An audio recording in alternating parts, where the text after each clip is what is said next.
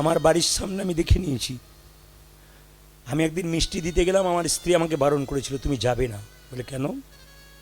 ওই লোকটা ভালো নয়, তোমাকে খারাপ কথা শোনাতে পারি। ছেলেটা প্রত্যেক দিন বেরিয়ে যায় বাজারে, আর মাটা কালকে বলে খোকা দুটো রসগোল্লা খাবার খুব ইচ্ছা, এনে দিস। বললাম তো এই প্রত্যেক দিন বলার দরকার হয় না, আমি এনে দেবো, তোমার কথা নেই, কথা দিচ্ছি এনে দেবো। প্রতিদিন আনে না, আমি শুনতে পাই। একদিন আমি বললাম আমি এনে খাইয়ে দিই। কিন্তু দুষ্ট লোক যারা বাবা মাকে ভালোবাসে না, তাদেরকে কেউ যদি দিতে যায়, আমার বাবাকে আপনার দেবার দরকার কি আছে? আমার স্ত্রী বলল দেবার দরকার নেই, তবে হ্যাঁ যেদিন কেউ কোথাও থাকবে না, ও চুপচাপ থাকবে, সেদিন তুমি গিয়ে বলবে তোমাকে দিলাম, কাউকে বলো না, তোমার আশাটা পূর্ণ হোক। মা মরে গেল, মিষ্টি পেল না, কিন্তু মায়ের মৃত্যুর পরে 2000 লোককে ডেকে দুটো করে রসগোল্লা খাওয়ালি, বলো মায়ের আত্মা শান্তি পেল? কোনো দাম নেই মা।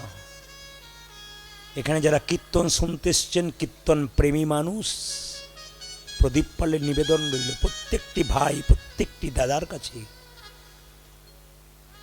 কৃষ্ণ কার মধ্যে, ভগবান কার মধ্যে? তোমার বাবা মায়ের মধ্যে। ভগবান কৃষ্ণ নিজের মুখে বলেছে পিতামাতা প্রথম গুরু, যার থেকে জন্ম পেলি, দ্বিতীয় গুরু ব্রাহ্মণ, তৃতীয় গুরু আমি। বাবা মাকে ভগবান প্রথম গুরু বলেছেন, সুদামাকে দিয়ে বলেছিল। ওই জন্য বারবার বলবো, মায়ের চোখের জল ফেলো না, বাবার চোখের জল ফেলো না, তুমিও কাঁদবে। আমি শুধু বলতে চাই সবার কাছে, প্রত্যেকটি বোনকে বলে যাব।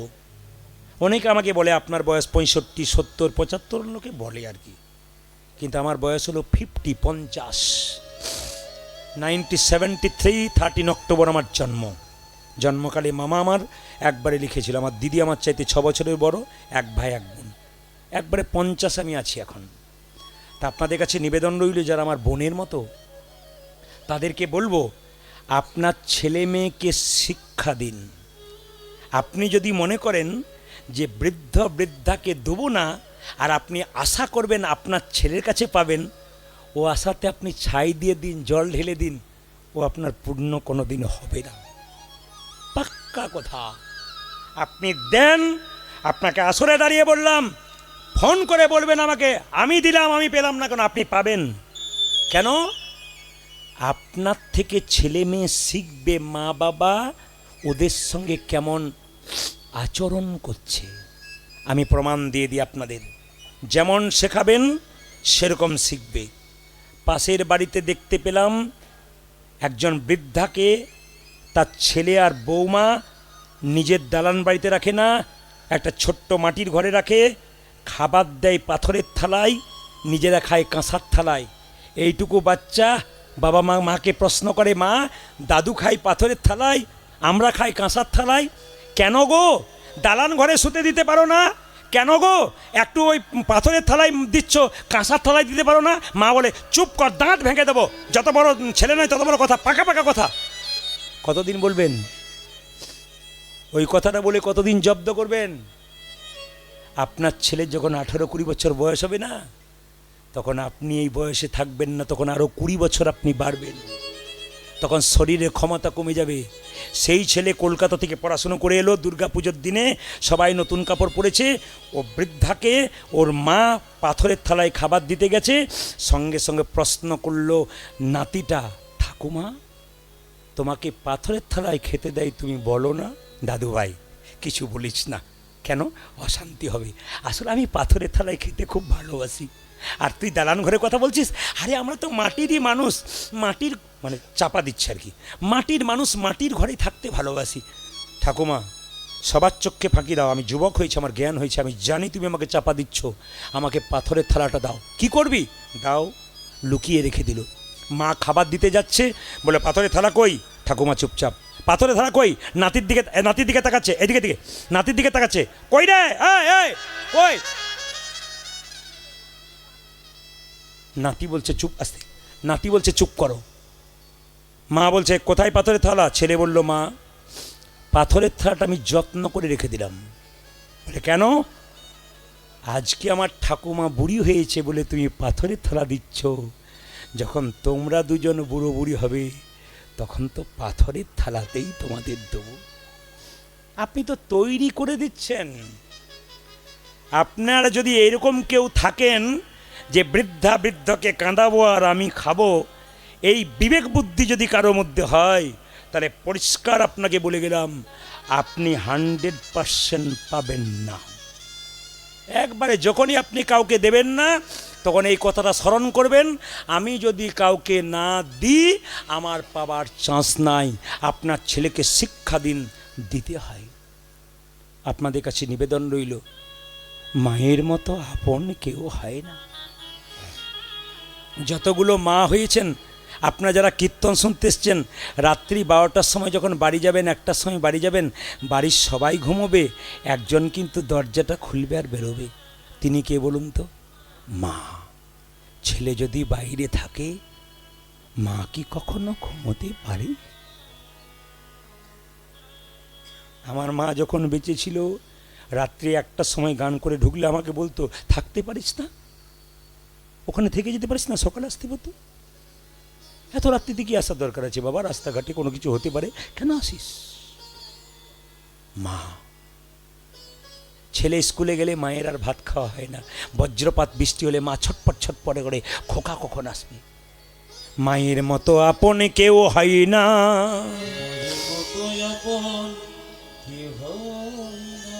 যার মা নাই তার কেউ না, যার মা নাই তার কেউ না। মেয়েরা বাপের বাড়ি যায় না কখন থেকে বলুন তো? প্রমাণ দেখে নেবেন। বাবা মা মরে গেলে মেয়েদেরকে জিজ্ঞেস করি, দিদি তুমি বাপের বাড়ি যাও না কেন?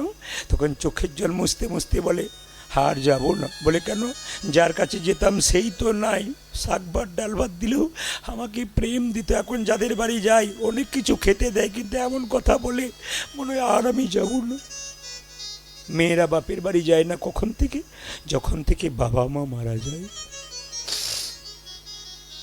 সবচাইতে দুঃখের ব্যাপার, একটা মায়ের পেটে একটা বাচ্চা 10 মাস 10 দিন জায়গা হয়, সেই ছেলে বড় হয়ে কলকাতায় ফ্ল্যাট কিনলে আত্মীয় স্বজন সবার জায়গা হয়, শুধু দুজনের জায়গা হয়। কীর্তন শুনে কি লাভ আছে যদি বিবেক না জাগালেন? কীর্তন শুনে কি লাভ আছে যদি মনুষ্যত্ব না জাগাতে পারলেন? কীর্তন শুনে কি লাভ আছে যদি মানুষ হতে না পারেন? কীর্তন কেমন জিনিস দেখুন। এখনই আপনারা হাসছিলেন, আনন্দে উত্তাল হচ্ছিলেন, এখন সবার চোখ ঢুলুঢুলু করছে, সবার চোখে জল, সবার চোখে প্রেম। কেন?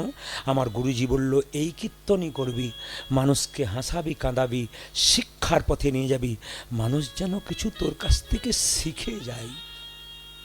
সারাদিন বাসায় থাকলে কাগজপত্র নিয়েই বসে থাকি কেন? আপনাদেরকে নতুন কিছু দিয়ে আপনাদের জীবনটাকে সুন্দর করার চেষ্টা করি। চাণক্য পণ্ডিতের নাম শুনেছেন? পৃথিবীতে যত বড় বড় মহাপুরুষ আছে, অনুকূল ঠাকুর নিজের মায়ের কাছে দীক্ষা নিয়েছিল, আপনারা জানেন? নিজের মাকে গুরু করেছিল। যত পৃথিবীতে বড় বড় বিশ্ববিখ্যাত মানুষ, সবার চরিত্র ঘাঁটবেন, দেখবেন মা বাবার আশীর্বাদে সবাই বড় হয়েছে। বিখ্যাত বিখ্যাত মানুষ যারা, সবাই আশীর্বাদ পেয়ে, ওনাদের আশীর্বাদ আপনার ছেলেকে দিন।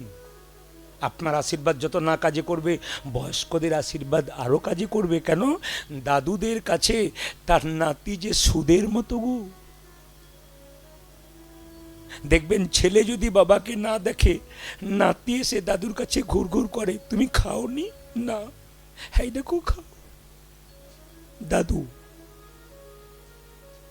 নাতির দাদু যে কত কেমন জিনিস, আর দাদু যে নাতির কাছে কেমন জিনিস, যারা দাদু হয়েছেন তারা জানেন যে নাতি কত বড় সম্বল। কেউ দেবে না, কিন্তু নাতি ছুটে আসবে। আমি দেখেছি অনেক জায়গাতে বয়স্ক বাবাকে কেউ খেতে দেয় না, 4 ভাই আছে, তো একজন নাতি এসে বলছে, দাদু তুমি খাওনি? আমি পাউরুটি এনেছি, তুমি খাও। রক্ত, সুদ। চাণক্য পণ্ডিত এত বড় পণ্ডিত হলো মাকে ভালোবেসে। প্রমাণ কি?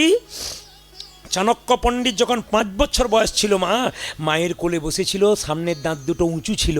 তো সঙ্গে সঙ্গে একজন জ্যোতিষ বলল, মা তোমার ছেলেকে দেখে বুঝতে পারলাম তোমার ছেলে রাজা হবে গো। তোমার ছেলের সামনের দাঁত দুটো উঁচু, অনেকে তো উঁচু হয়, কিন্তু তোমার ছেলের দাঁত দুটো উঁচু, কিন্তু লক্ষণ মনে হচ্ছে রাজা হবে। তখন চাণক্যের মা বলছে, খোকা তুই যখন বড় হয়ে যাবি, রাজা হয়ে যাবি, আমায় ভুলে যাবি না তো বাবা? আমায়? মা আমি ভুলে যাবো কেন? ওই যে রে তোর দাঁত দুটো উঁচু, বলেছে জ্যোতিষ যে তুই রাজা হয়ে যাবি। মা আমার দাঁত দুটো উঁচু হলে আমি রাজা হয়ে যাব? আর রাজা হয়ে গেলে তোমায় ভুলে যাব? একটু অপেক্ষা করো। মায়ের কোল থেকে নেমে একটা পাথর এনে চাণক্য পণ্ডিত ছোট অবস্থায় 5 বছর বয়সে নিজের বড় বড় দাঁত দুটোকে ফটাফট ভেঙে দিয়েছে। গড় গড় করে রক্ত পড়ে যাচ্ছে। চাণক্যের মা কাপড় দিয়ে মুছে বলল, খোকা করলি কি তুই রে? গড় গড় করে রক্ত পড়ছে, বাবা আমার মাথা ঘুরছে তোর রক্ত দেখে। তুই কি করলি? মা ভেঙে দিলাম। কি কি ভেঙে দিলি? তোমার আর আমার মধ্যে ভালোবাসার বাধাটাকে বেঁধে দিলাম। যে ভালোবাসা মাকে ভালোবাসতে পারে না সেটাকে বাধা দিলাম। দাঁতটা ভেঙে দিলাম। দাঁত থাকলে রাজা হব, রাজা হলে তোমায় ভুলে যাব। দাঁত ভেঙে দিলাম, দাঁত থাকবে না, রাজা হব না, তোমায় জীবনে কোনো দিন ভুলব না। শুধুই চাণক্য পণ্ডিত হয় নাই। আপনাদের কাছে নিবেদন রইল, আপনারা স্থির হয়ে কীর্তন শুনছেন। আমি পার্থবাবুর কাছে এবার আদেশ নেব, কারণ 1:10, শুতে শুতে 3টে, আবার সকালে বেরোতে হবে, আবার সেরাকুলে গান আছে। এই জন্য আপনাদের কাছে নিবেদন রইল, দেওয়ার আপনাদের কাছে অনেক কিছু ছিল। যদি আবার গোবিন্দ কোনো দিন কৃপা করে, যদি আমার ডেটে হয়, সবসময় আপনাদেরকে একটা কথা বলে যাই, 1 বছর আগে বুকিং করতে হয়, তারপর পাওয়া যায়। তো যাই হোক, আজকে কিন্তু আমি এখানে রাখবো। ছোট করে বলে দিই, ছোট্ট রঘুনন্দন গোপীনাথকে নাড়ু খাওয়ালো। তার বাবা এসে দেখলো যখন নাড়ু খাওয়াচ্ছে, বাবা ঢুকেছে আর অর্ধেকটা পাথরের নাড়ু হয়ে গেছে। হ্যাঁ রে রঘু, অর্ধেকটা পাথরের নাড়ু হলো কেন? রঘু বলছে, বাবা আমি তো দেখছি আসল নাড়ু। বলছে, না আমি পাথরের নাড়ু দেখছি। বলছে, এক কাজ কর। বলে, কি? আমাকে দেখাতে পারবি যে আসল নাড়ু খাচ্ছে? বলে, হ্যাঁ। গোপীনাথ বলল, রে রঘু, পিতার পুণ্যে পুত্রের উদয় হয়, আজকে পুত্রের পুণ্যে পিতার উদয় হবে। তুই তোর হাতটা তোর বাবার মাথায় দে, দেখতে পাবে আমি নাড়ু খাচ্ছি। তাই যদি আপনার শ্রীখণ্ডে যান, কি দেখতে পাবেন? অদ্যপি খণ্ডপুরে অর্ধ নাড়ু আছে করে, অদ্যপি খণ্ডপুরে অর্ধ নাড়ু আছে করে, দেখে যত ভক্তগণ জনে জনে, দেখে যত ভক্তগণ জনে জনে, বজের মদন যেই শিরগুনন্দন সেই, বজের মদন যেই শিরগুনন্দন সেই, উদ্ধব দাসরস ভনে ভনে, উদ্ধব দাসরস ভনে ভনে, আজ মিলনে হলো রে। আপনারা সবাই প্রসাদ পাবেন। আমি প্রসাদটা আনতে বলবো, আপনাদের এক থালি 2 থালি প্রসাদ আনতে বলেছি। হ্যাঁ, পার্থবাবুকে বলবো প্রসাদটা নিয়ে আসুন। একটা ভজনে দিয়েছে পেছনে, আপনি আসুন, একটা আসুন, প্রসাদটা দিয়ে দেবেন। সবাই নামের দল পাঠান আর হাত তুলুন সবাই একটা ভজনের মাধ্যমে। আগে হাত ধুয়ে নিতে হয় না? আগে হাত ধুয়ে নিতে হয় না? কিছু কিছু কিছু পেতে গেলে হাত ধুয়ে নিতে হয়। আপনার হাততালির মাধ্যমে একটু প্রসাদ গ্রহণ করবেন। হাততালি আগে দিন, সবাই মিলে হাত তুলুন একসঙ্গে। বাহ, তালি বলে হারি।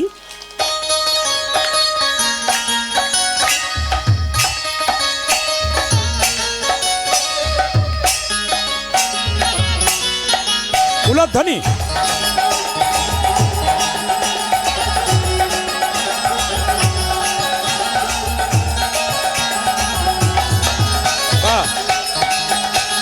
উলধ্বনি।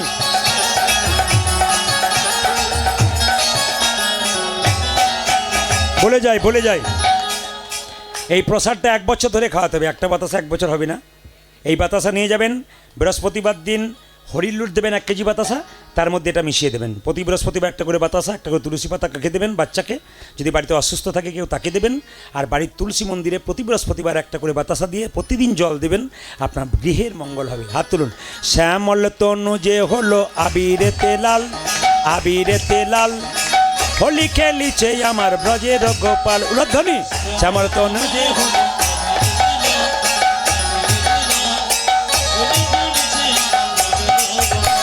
শ্যামল তনু যে হলো আবিরেতে লাল, আবিরেতে লাল, হোলি খেলিছে আমার ব্রজের গোপাল শ্যামল তনু আবিরেতে লাল সাথে লইয়ে শ্রীদাম সুদাম যত না রাখাল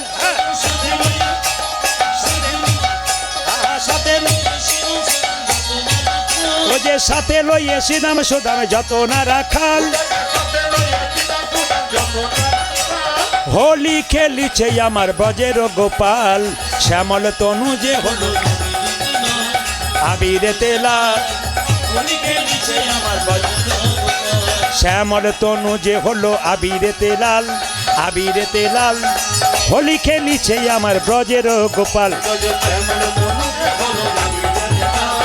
আবিরেতে লাল হোলি খেলিছে আমার রাধারে রং দেবে বলে ধরিল পিচকারি লাল রঙে রাঙাইল নীল রঙের শাড়ি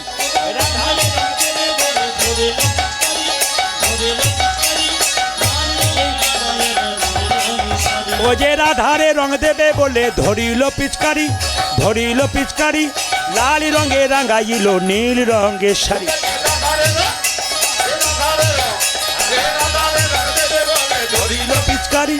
ধরিল পিচকারি লাল রাধা বলে রং দিও না দোহাই নন্দলাল রাধা বলে রং দিও না দোহাই নন্দলাল রাধা বলে রং দিও না হোলি খেলিছে আমার ব্রজের গোপাল ধ্বনি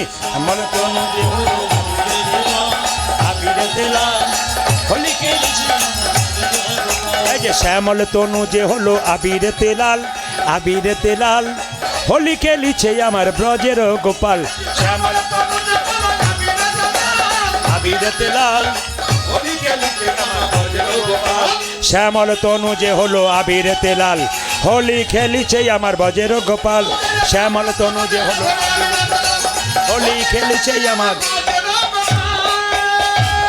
বসুন আরেকটা হয়ে যাক নাকি আরেকটা হয়ে যাক বেশ এটা পরে অনুরোধ নয় এবার আমাদের একটু বিশ্রাম নিতে হবে সবাই হাত তুলুন একসঙ্গে সবাই